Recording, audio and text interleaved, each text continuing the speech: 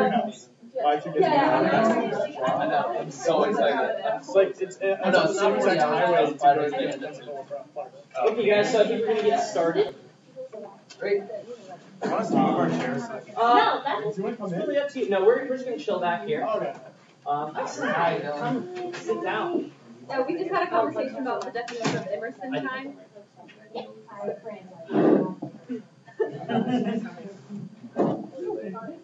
Okay. So welcome to Emerson Dialogue on Firearms. So thank you all so much for coming. I really, really appreciate you guys coming out to participate in this. So I just wanted to go over a few things of like what is a dialogue.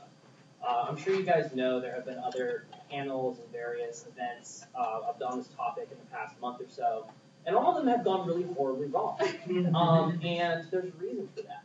And we're going to talk about what a dialogue is compared to what has gone wrong. That's the thing. So what is dialogue? First of all, it's a conversation for mutual understanding. The goal of this is to better understand each other and better understand our opinions and what makes us feel the way that we do. Speaking in ways that are respectful, connected to personal experiences and heartfelt concerns, responsive to fresh questions, prefaced by time to reflect. So we're going to be, it's really, really important that we're listening for what one wants to understand better and not necessarily what we want to rebut or argue against. Afterwards, there's going to be a few initial questions, and then we're going to move on to a part where we can ask each other questions of genuine inquiry. And afterwards, there's going to be reflection on your perspective and other people's perspectives. So that gives you just a general idea of what the conversation is going to be like. And Erica's going to take over with a few of our proposed agreements that you guys can choose. Okay, so before we get started, we just want to make sure that we all mutually agree on what is going to be taking place. So we do have a few agreements. I'm going to go through them. If you have any questions, concerns, we can talk about them after. Okay, so the first one. We will speak for ourselves and from our own experience. We will not criticize the views of other participants or attempt to persuade them. We will listen with resilience, hanging in when what is said is hard to hear. We will participate within the time frames suggested by the facilitators. We will not interrupt except to indicate that we cannot hear a speaker. We will pass if we do not wish to speak. We do have a confidentiality agreement. It is, we will not share what others said in any way that could identify them. It is okay to talk about what we shared in the group or what others asked us, but not okay to share with what others specifically said. Is everyone okay with these agreements? If not, you can make your new agreements. That's really up to you. Okay. All right, so we're going to open up with a few questions. If you guys would like to take notes, go ahead. They're definitely encouraged. Something that you hear someone say that you might want to bring up later in dialogue. So feel free to get your notebooks. Yeah. There you go. Hi, Tammy. Take a seat, Tammy. That one. There's an open seat over there. Deal. Good?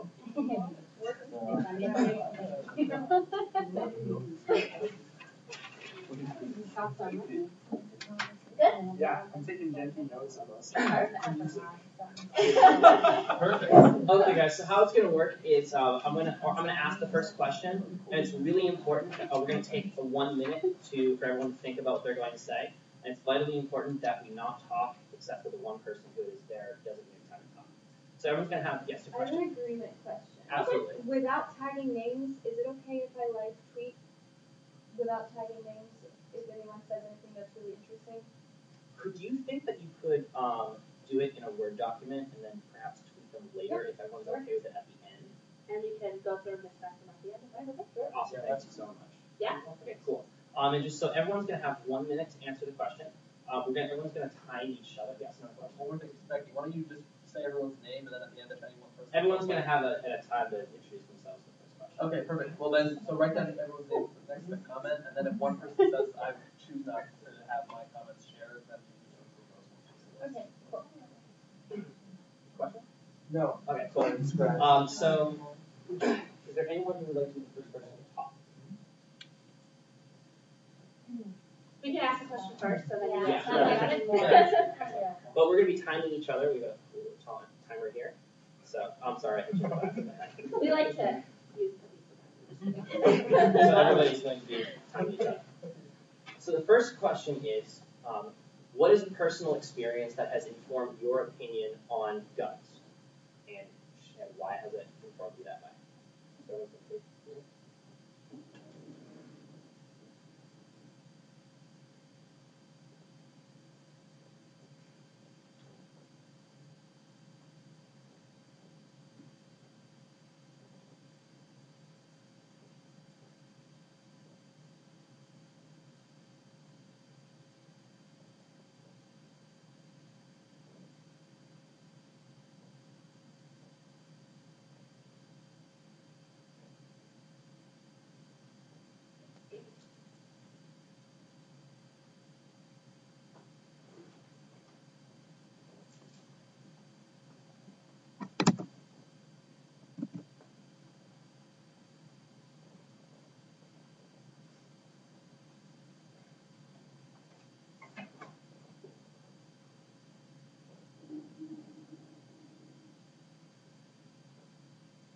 Okay, so who'd like to go first?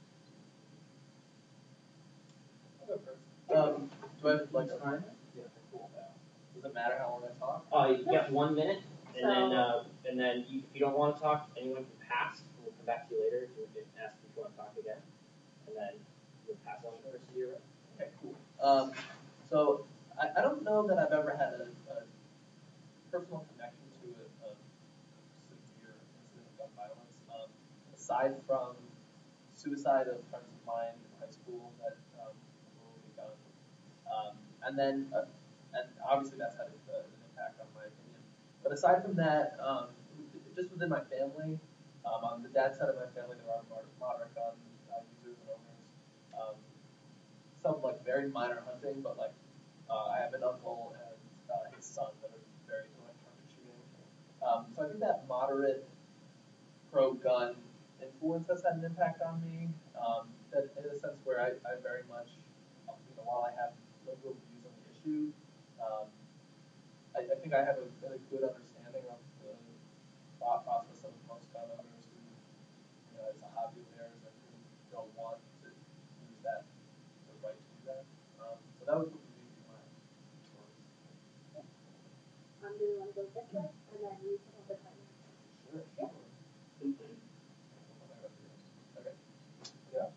Right. So personally, I've never had any experiences with guns. I've never touched a gun. I've never fired a gun. Nor do I have really the desire to. But on one side of the family, my uncle and his children are very into guns. They collect antique ones. They go hunting, skeet shooting, and so growing up in that kind of like polarity where my family is not a fan of why would you do that in that family where they like them, you know what I mean? It's something that they enjoy doing. So just I grew up learning like okay, to each his own, you know what I mean? So that's my personal opinion.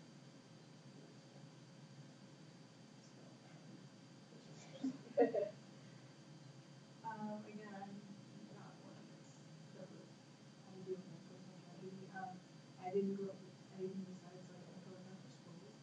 And until my brother brought home, I'm not expert on guns, but he brought home a rifle when back when we went to college in Tennessee. It was kind of like weird, like because we both grew up in the same environment. It was weird that he had a different take entirely on his perception of guns.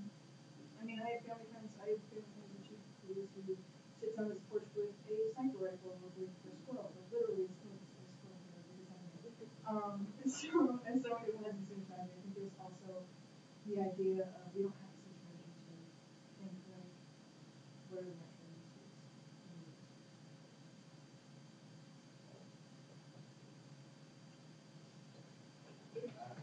I have never really been in contact with guns. My family owns guns, but I guess the closest that I've been to what I've done is that I live outside DC, so when the DC sniper thing hit, we didn't have, I remember it was like elementary school, we didn't have recess for like however long that took, and it was just the whole climate change. Like I couldn't go outside, it had to be either with mom or school was we had to like keep indoors. We had more officers in the building.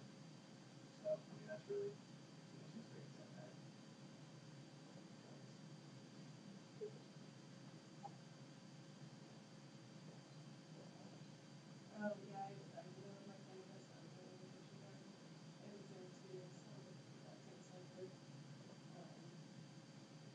my mom's best friend's brother killed his mom this week. Probably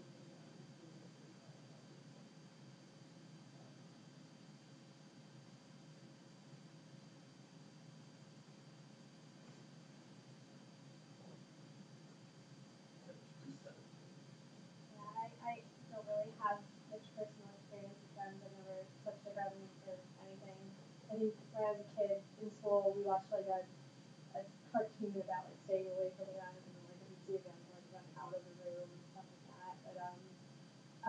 But that's kind of like the extent of it. I mean, I'm really interested in learning about like gun violence though. So I live pretty close to the city of New York, so I've done some work with in Cory Booker's office. I've like kind of helped out with his like programs he works now, and a lot of it dealt with uh, victims of gun violence because you know it's in bad shape, better shape than it ever was, but pretty much shape still.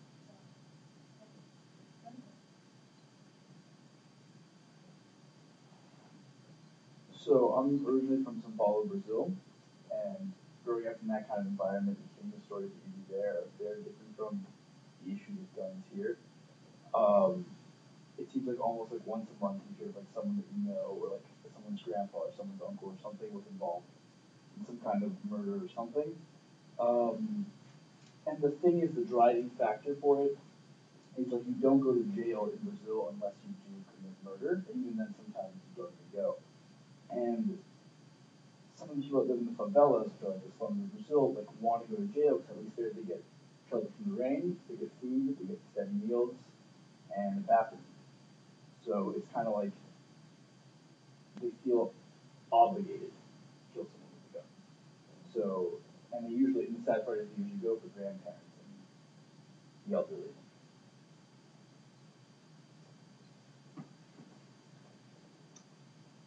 I grew up in New York City and then moved to suburban Connecticut, about 10 minutes away from Sandy Hook Elementary School. And I came from a city where infamously inner cities or cities in general and more urban environment is known or stigmatized for having more gun violence. But I never once saw a gun, and I didn't come from a very affluent background in New York City. And I spent a good amount of time in the lower income areas in New York because I'm on the hospital.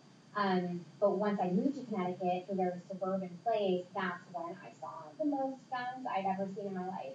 And I couldn't really fathom or compute why. And so with Sandy Hook recently, that was the personal connection to me that really increased the empathy I had towards the issue, not only because they're kids, but my mom also works in public elementary school that's about 15 minutes away. She had put her school in lockdown, and just hearing how tragic the situation was, I think that really hit me.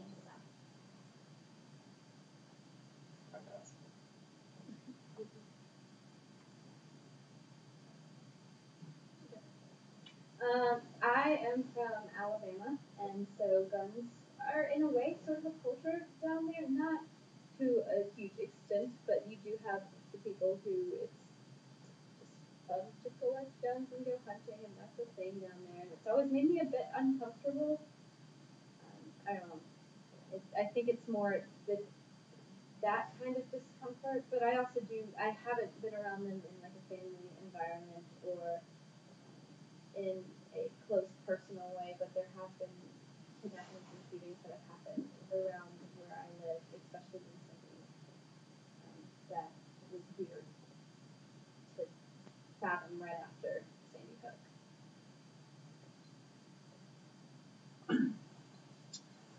So I'm from Central Jersey, and my dad and my dad's dad and a bunch of people in our family have been cops, and my family is a huge hunting family. I have shot with a pistol, I've shot with a rifle, I've shot with a shotgun. I've never shot at an animal or a person, because I didn't live there. Coming from the point of view of my dad's son, like being my dad's son, I have seen how guns and the topic of race is huge. Even though my dad is a responsible gun owner, he's a racist, and I'm okay admitting that. And I think there's danger in that. A huge impact on my life was in the last 5 years about guns. 2 of my friends in high school shot themselves and killed themselves, and I was close to both of them. And so I'm kind of confused about how easy it is for people in that state of mind to have access to a weapon. And thirdly, the effect of 9/11 after. Oh, sorry. You finished. Okay. After 9/11, the cops in our town, where there's not that much violence, there's not a lot of crimes. I've seen my dad talk about and get trained to use all these new weapons, these new assault rifles, cops even. So, and I'm kind of confused about that aspect as well.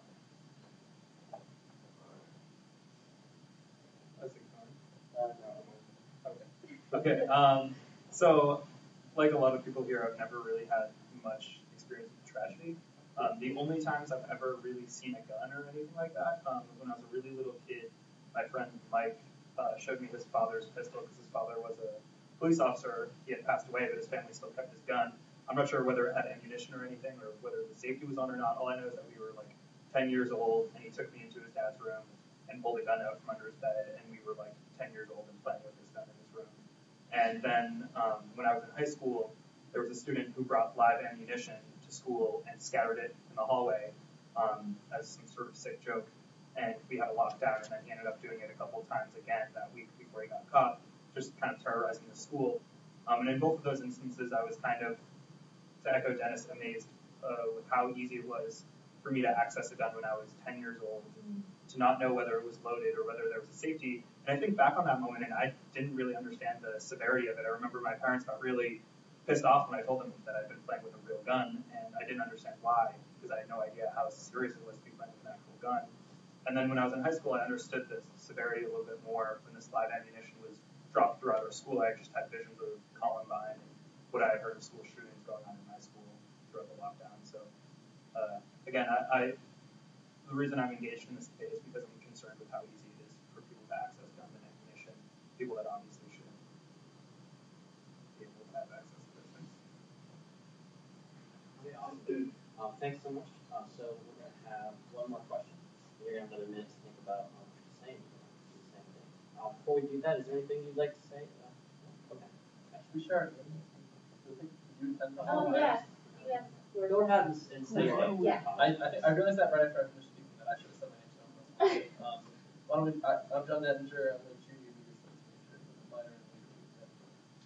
I'm Paul Mena. I'm a sophomore with a double major in political marketing. Rihanna, I'm freshman, journalism major with minor in business. Jordan Rummel, I'm a sophomore, political communication major. I'm a sophomore TV production major. I'm Caitlin, I'm a junior political communication major and sociology minor. Danny, a sophomore marketing major, minors in history, sociology, non-commercial. I'm Dylan Reynolds. I'm a junior being investigative theater for social change. I'm Patrick Troy. I don't even go to the school. I go to the University of Alabama. I date her. I double major in math, finance, and I triple minor in English, economics, and art history. Hi, I'm Becky. I do go to the school. I am a double major in theater studies, acting, and marketing communication. I'm Dennis Connors. I am a BA acting major, and my minor's in philosophy. I'm Colin Fairby. I'm a sophomore major in writing, literature, and publishing. Thanks so much, guys. So our second question is, when it comes to firearms, what is the first and most important issue that comes to mind? I got it. Thanks for coming. Please continue.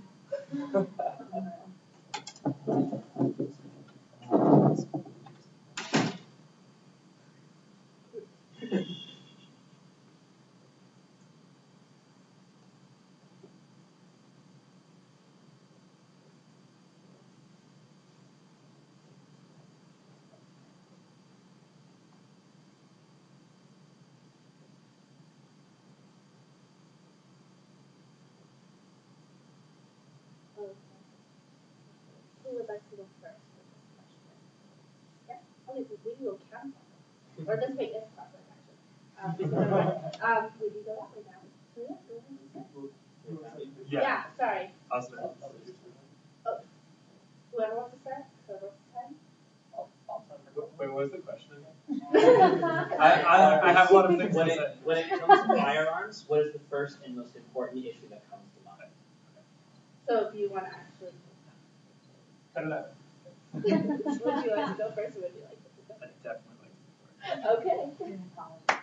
Okay, so when it comes to firearms, amongst all policy issues, I really think that Massachusetts is a model. I've grown up in Massachusetts. I've spent my whole life here, and I've never seen ammunition sold in a Kmart or in a Walmart. Never seen a gun sold in a Walmart. And I also, despite having seen a gun in my friend's room when I was a young kid, I haven't known anyone in my hometown who has died from a gun. I don't know anyone in my extended family who owns a gun or who has died of a gun.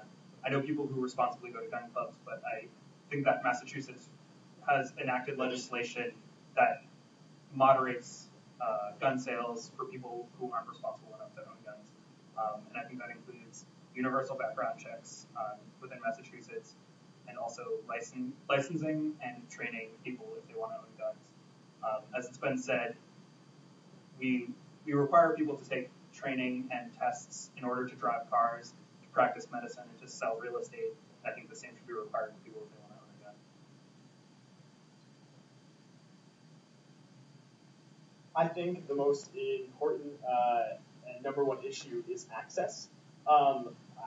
There's too much access to guns. I know when I was a child, I could walk into my basement and I could go and play with my dad's guns. I can walk into my godfather's hunting room and I can go play with his guns.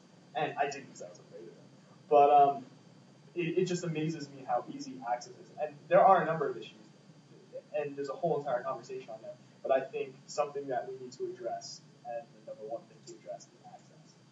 And I also believe that there should be regulations just as any other issue.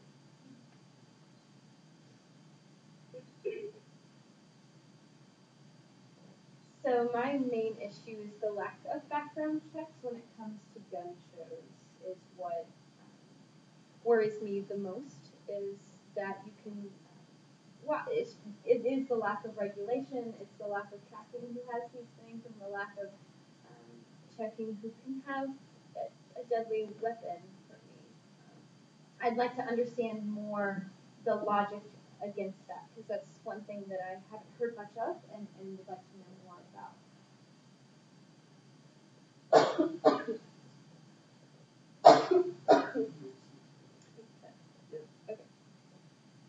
Okay, well, the first and most important issue that really comes to my mind is the regulation of existing guns. There's what, 230 million guns in America, 330 million people. I think trying to stop the production of guns is a vain and futile endeavor, but at least increasing the regulations of the existing guns, whether it be monitoring the legal weapons trade or improving universal background checks. I think that would be the most important issue right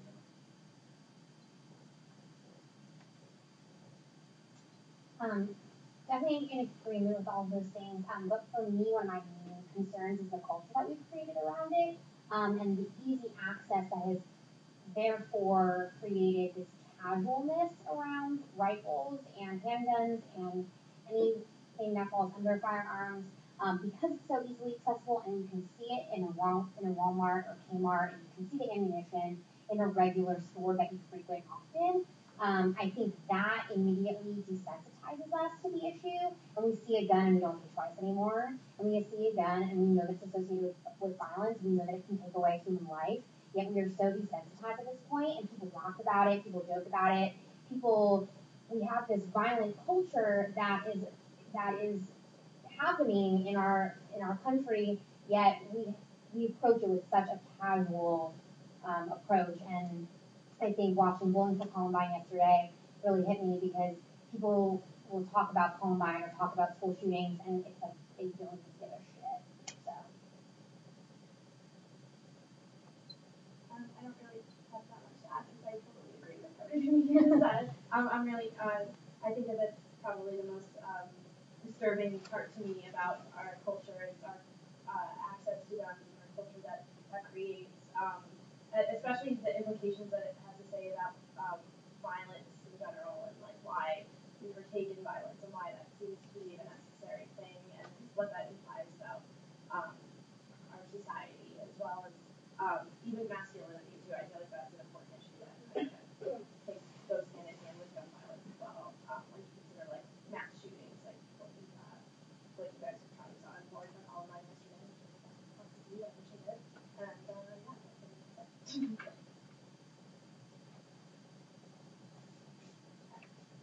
I agree about access and culture, and I don't really have anything new or profound to say here.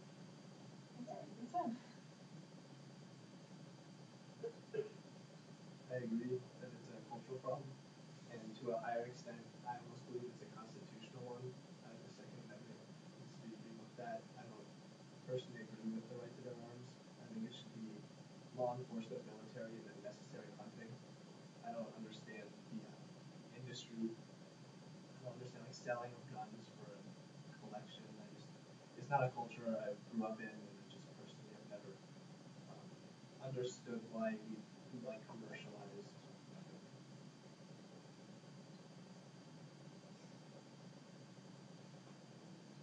The first thing I thought of too is culture. I'm bigger than any of us, so I think the big picture. Because we're not the only country that has these guns or has access to guns, but we just take this really kind of odd pride in the fact that it's in our constitution. And you said masculinity. Yes. Because in like again, like my parents and my brother bringing home the gun, it was like his way of proving something to like me or the people around him, and I didn't understand that. So yeah.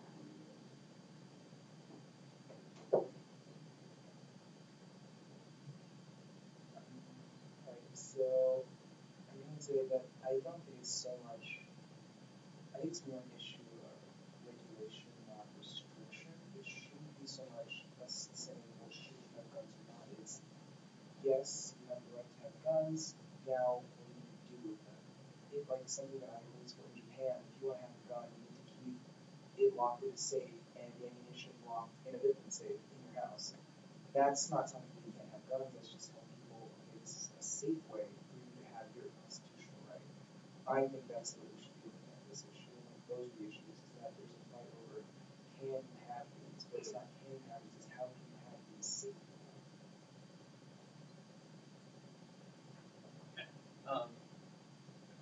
So the first thing that my mind went to was the media. I'm going to choose number 5.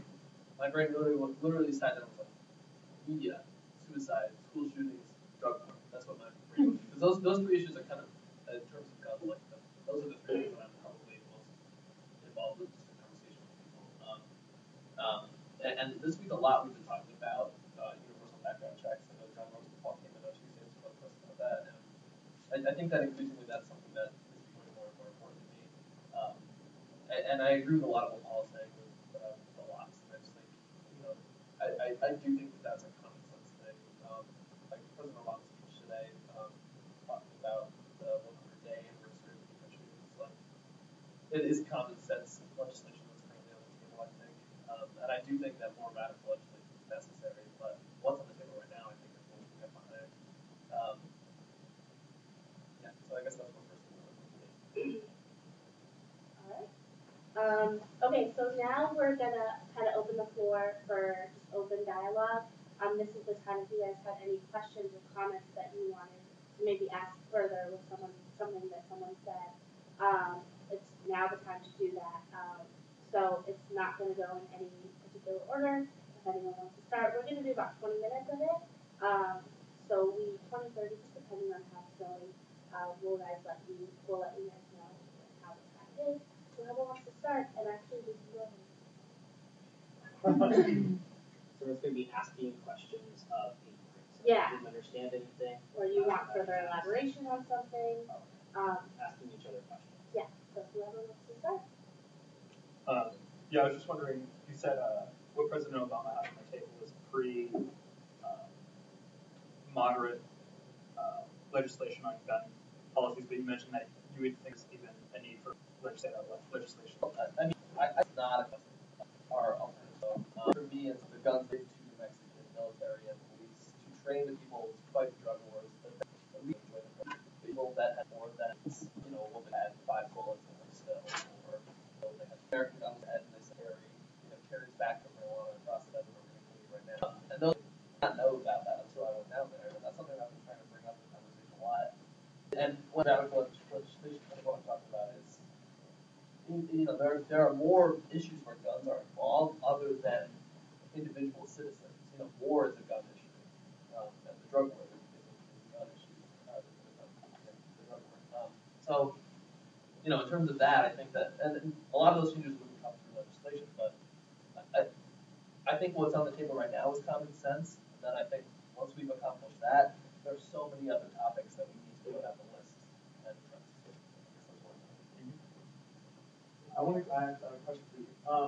So I understand the idea of regulation instead of restriction, and I just want to ask about weapons that can cause more damage, as opposed to rifles or handguns for the households. How do you? Semi-automatic. Yeah, like ones that can do ones that can like in warfare. Yeah. Just kind of. So here's the thing. There was a poll of members of the NRA done a couple of years ago, and actually there's a snarky Democrat in the House trying to pass a bill called a gun bill that even the NRA can agree with, because the majority of NRA members don't think you need high capacity assault weapons, because high capacity, you're not going to hold to death. It's like, there are some you agree parts of this might not get passed. And there are people that say, guns shouldn't, no guns, no pistols. Why do civilians need pistols? That's why I disagree. I don't think they need a semi-automatic machine gun, but the availability to every capable adult in this country to own a gun is a right given to us by the Constitution. And that's the thing. I have a question for Jordan. So, you had said that you disagreed with the Second Amendment, that you disagreed with the idea that you should have the right to bear arms. And I want to ask you, aside from the fact that we currently do have that right, just at like a fundamental level, if you can elaborate a little bit more on why you believe that. Sure. Well, I think that the Constitution is a great document. I don't think that we should take it. I don't think that it necessarily needs to be our holy scripture. I think America has this idea that we have to follow the Constitution. Our founding fathers were 100% right with every single thing they put in there, and I don't necessarily agree with that. I think it should be a much more fluid process than it currently is, even to change the Constitution to amend it.